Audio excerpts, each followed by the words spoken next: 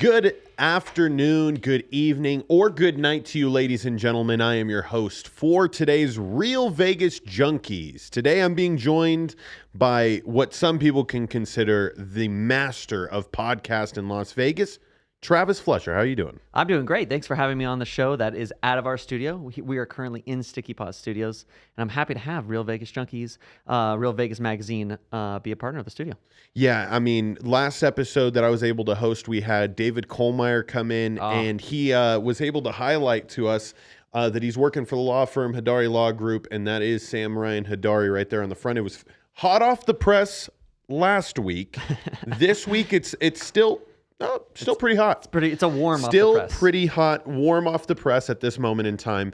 Do you ever see yourself being on the front cover of a magazine? Let's start with that. On the front cover, I never thought I'd be in a magazine at all. So a few issues back on the Real Vegas magazine, Sticky Paws actually had a whole 2-page thing announcing our partnership with Real Vegas Magazine and Real Vegas Junkies. So it was amazing. Seeing my face on print, did not think I was that ugly, to be honest. But it's really cool. Like the magazine reaches a lot of people, and honestly, like being on the front means you're doing something. There was somebody at a dentist office that was like, wow, this kid has got a face for podcasting. But little do they know, right, that actually isn't an insult anymore, because a lot more podcasts are using video like we are using today. So what do you think about that shift and not being able to use that joke anymore?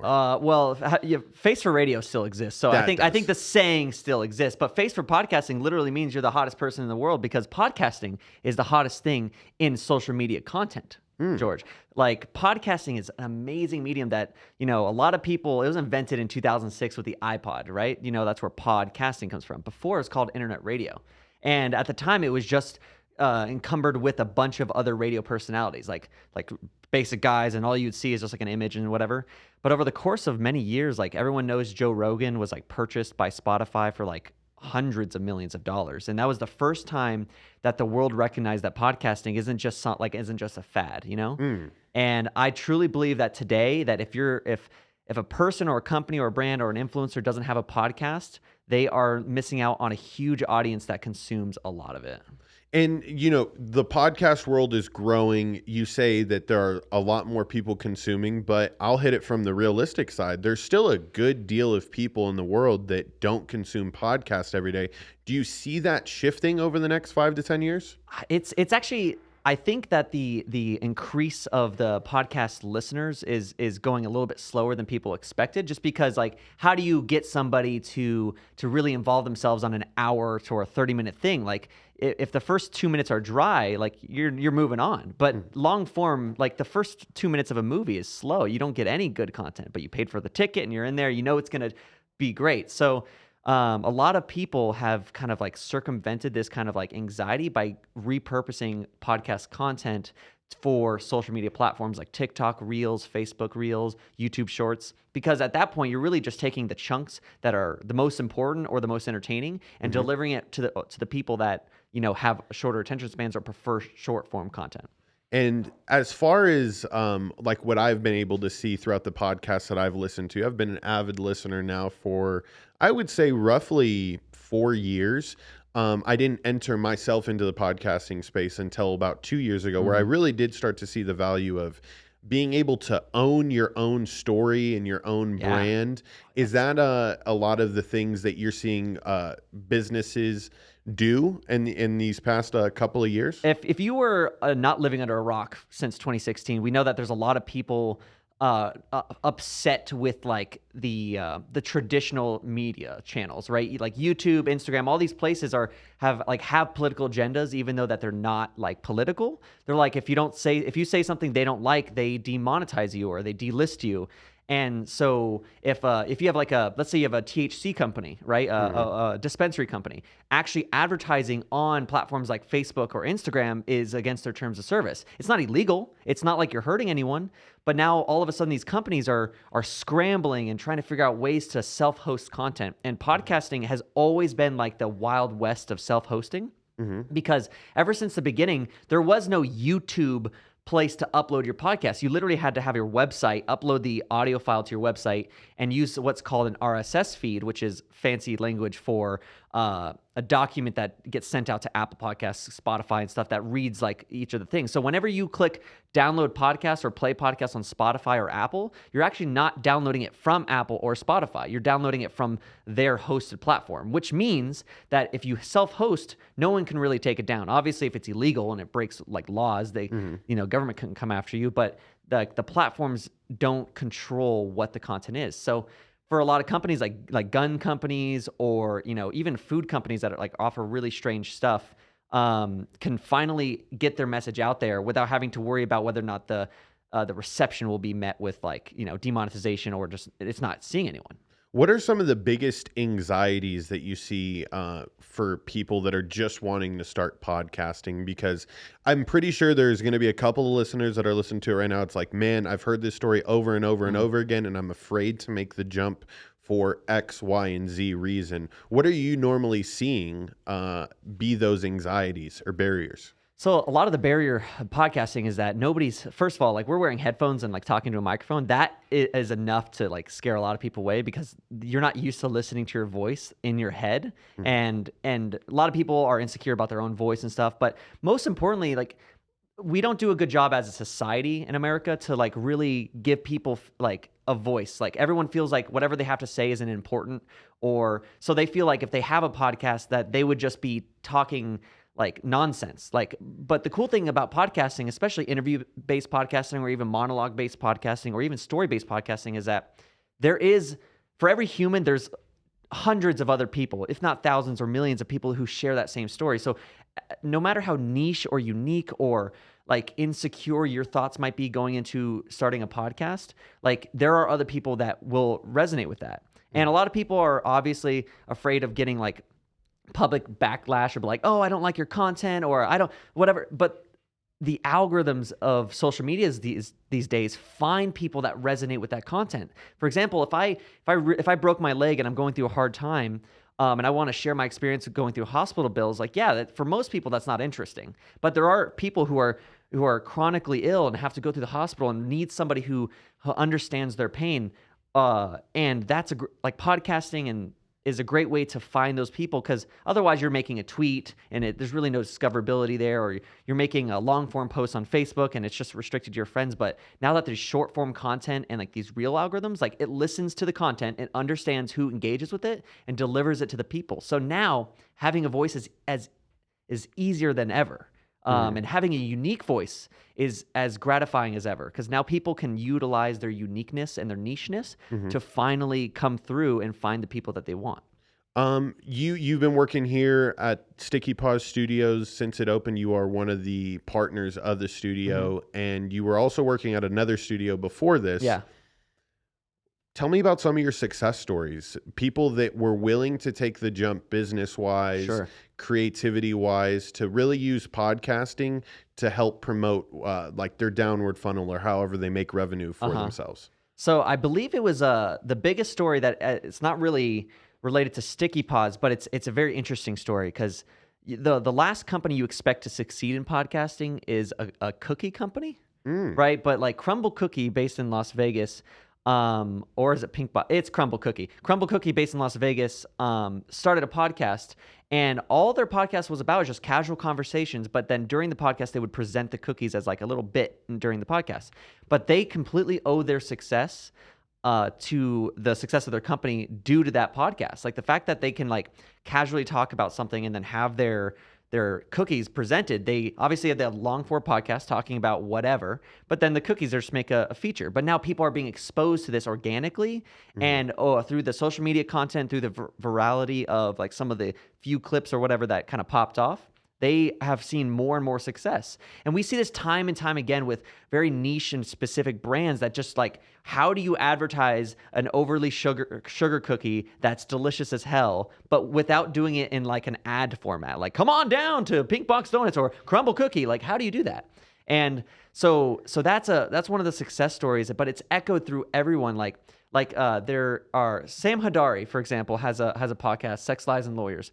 Just recently, he has been new to Vegas with his law firm, but now instead of just buying billboards or the bus stop ads or whatever, all the traditional media, he's now capturing a different level of people through social media. Whenever someone's driving down the road, everyone sees the billboards, but for real, like even the drivers are looking at their phones and like on Instagram and stuff like that. Very true. And we have to start understanding that Instagram, TikTok, and Reels and YouTube are all like digital real estate as much of a billboard is like physical real estate in your vision. So if you are just talking passionately about your product or about a story, like for example, Sam Hadari like features a lot of different people who have gone through, trials and stuff, but it's entertaining. It's not about come on down to Sam Hadari for injury law. It's like, let's just have a good conversation. Oh, by the way, it's Sam Hadari, who's an expert in injury law. And we've had many, many smaller podcasts here at the studio who've garnered so much success because they use podcasting as like a top of the funnel. And if you're not really familiar with like the funnel talk is like, at the beginning, you just need to get eyeballs onto your content to then convert them into like buying a book or whatever. So we've had a few clients here. Sally Allen is one of them, and Rollo Tomase, who are both authors who have a book, and they are using their podcasting as a platform to share their ideas from their book and then to get people to either subscribe to their course monthly or to purchase the book on Amazon to get a more in-depth kind of thing. Because at the end of the day, even books are audio, which is like podcasting. Mm-hmm. So if you can like break down a chapter of your book and like really go in depth and have a guest that resonates with it, so, like I personally have downloaded so many books because I listened to an interview on a podcast just going over the synopsis or some of the key points. And it's a great way to convert people to different mediums through a casual conversation that doesn't feel salesmanshipy, Mm-hmm. Most of the times when people are starting podcasts, from what I've seen, and this could go into some of your anxieties, you have an idea in mind for like a solid month, 2 months, people you have lined up, this idea that you've been wanting to birth for a while. You succeed at that. After 2 months, you're kind of like, oh my God, what do I do now? Yeah. So for the people that have been podcasting and they kind of hit a rut, what are some of the things that they can do to, kind of reinvigorate their content or like, catch a second wind? So like a lot of podcasters, like nobody like really starts in like a studio like ours. Like if you have like a tons of money and like capital and runway money or whatever you call it to like do something like this is great. But most people do start out of their basements, their bedrooms, or they're on location. You're interviewing people. So we've heard a lot of people that have come to us like in the second phase of their podcasting journey where they really want to start getting guests physically in the studio, or they're tired of the Zoom calls because at the end of the day, like there's like a lack of like connection. Like with me and you here, like we're feeling each other. Like 100%. There's like this nonverbal communication between us. So like we can communicate a lot more efficiently. Whenever you're doing it over Zoom, it's lackluster. Also, you don't want to like invite somebody to your mom's house, like a professional or business professional, then to come down and speak about that. So to really take it to the next level, a lot of people aren't doing as much as they could be doing in the clip section or in the studio section. By having a physical place where you call your brand, having colors, lights, intros, outros, people are more adept to trust your opinion. And by them trusting your opinion, they will share your opinion with other people.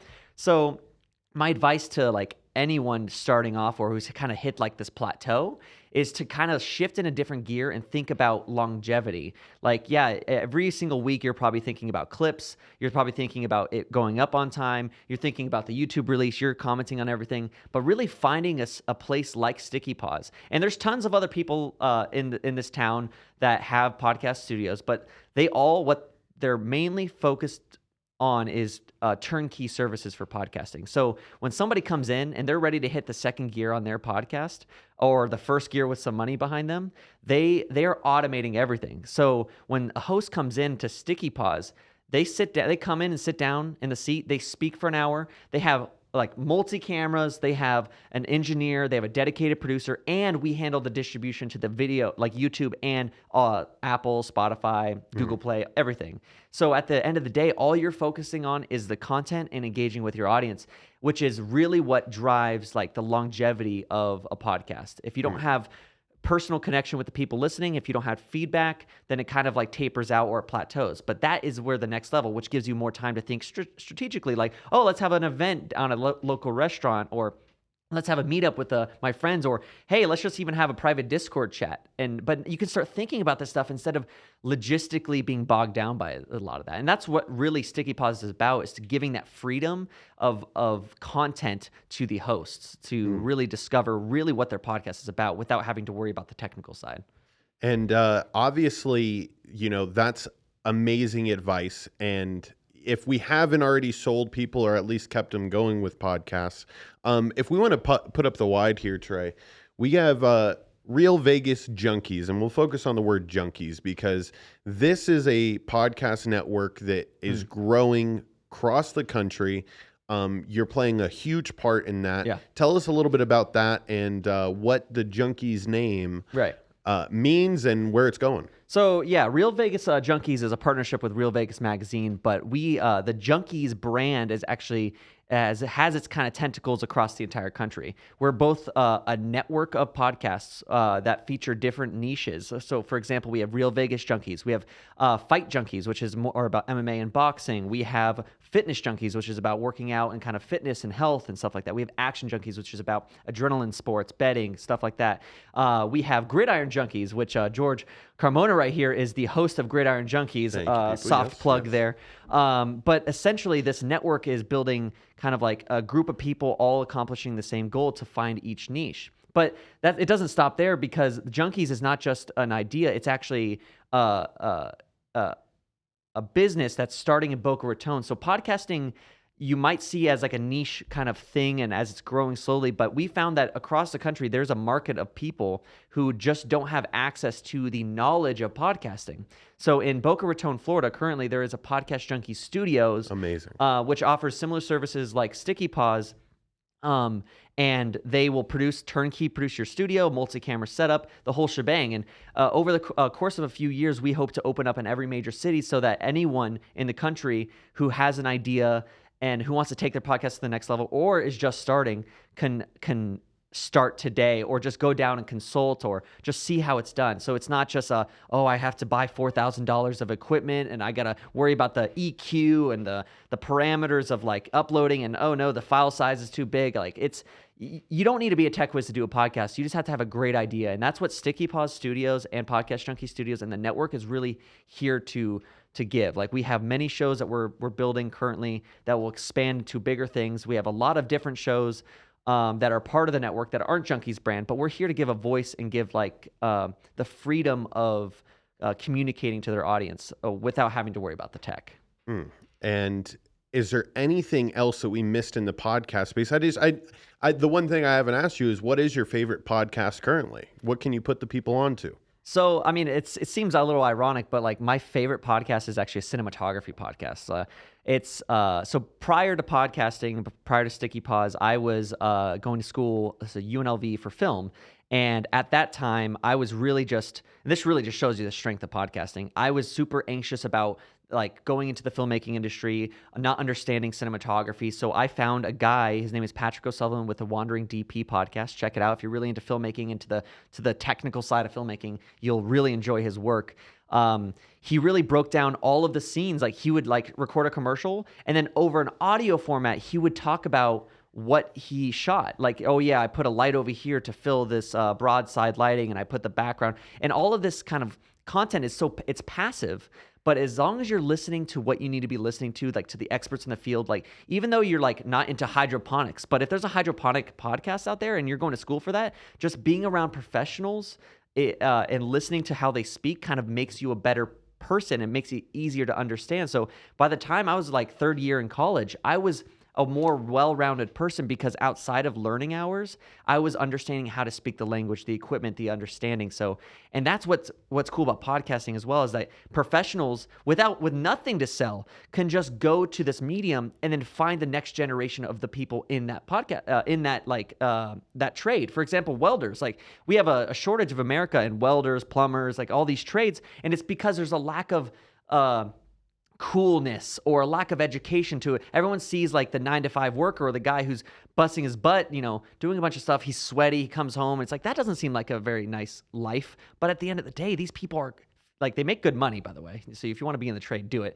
But they also feel really gratified about their work because every weld or every pipe fitting is the creative endeavor or a logistical challenge on how to fix it. And if I were to listen to a plumber's podcast talking about just like challenges and cool stories about plumbing, I guarantee you I'd be like, well, plumbing's on the list. I'm gonna start doing plumbing. It's a good side gig or something. I don't know. But yeah, so I listen to cinematography podcasts, but there's all these specific niches, not just entertainment, that can really kind of cue you into what the professionals think in that industry before you even get into it. And that's the cool thing about the distribution of podcasting. Travis, it's been a pleasure to hear you just instill in us that you need a podcast, people. If you got a business or if you're trying to build your own brand, you need to get in contact with Travis Flesher, Sticky Paws Studios. Very impressive young man, and what you've got in the future is a lot of good things. Yeah, a lot of good things. And we're currently we have a lot of availability in the studio. So if you want to start a podcast, or if you're thinking about starting a podcast, or you're not thinking about starting a podcast but want to talk to people about a podcast or about like how to start, even at home, like go to our website at stickypawsstudios.com or find us on Instagram at stickypawsstudios. Just DM us, and we're not transactional. Listen, if you want individual help, or if you're curious about the concept of podcasting, we're happy to educate you here at Sticky Paws.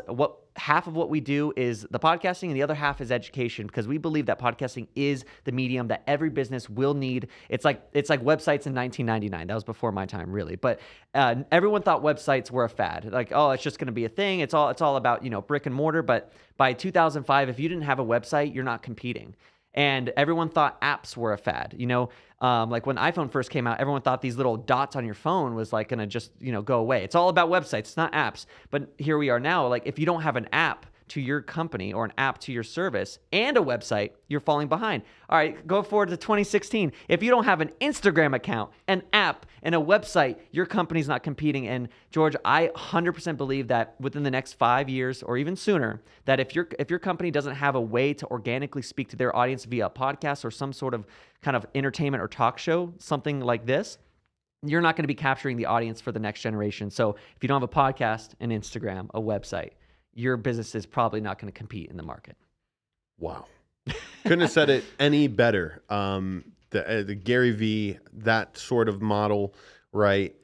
You got that same type of character and charisma. So I hope that this continues for you, and that you find the next big wave before the Gary V man does. And we start looking at Travis Flesher for what's popping in the trends. Yes. Follow me on Instagram at Travis Flesher. Thank you so much for having me, George. All righty. Trey Lyles, tell the band to play us out.